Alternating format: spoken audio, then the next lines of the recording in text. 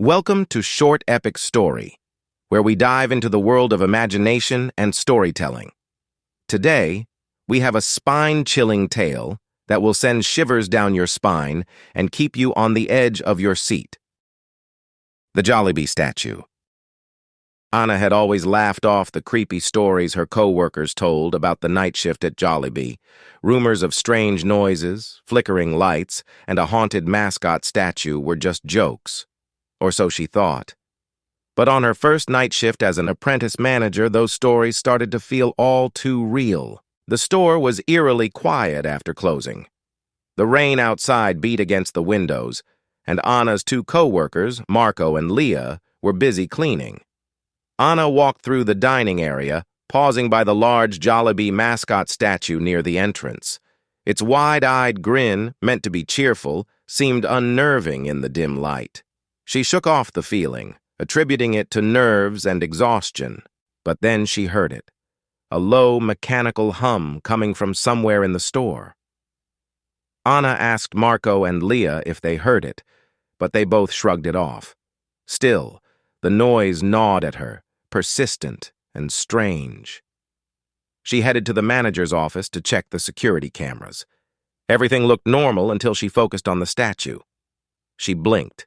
Had it moved? As Anna leaned closer to the screen, the bee's head jerked to the side. Its eyes now faced the camera directly, and its grin seemed to stretch unnaturally wide. Anna's heart raced as she jumped from her chair and rushed back to the dining area. But when she got there, the statue stood still, as if it had never moved. The humming sound grew louder. Anna followed the noise into the kitchen where she found Marco standing stiffly, staring blankly at the fryer. When she called out to him, he didn't respond. Instead, his mouth opened, and a strange, garbled hum escaped his lips, just like the sound she had heard earlier. Anna's breath caught as she realized something was horribly wrong. She turned to leave, and there it was, the bee. No longer a lifeless statue, but a moving figure standing in the doorway, blocking her escape.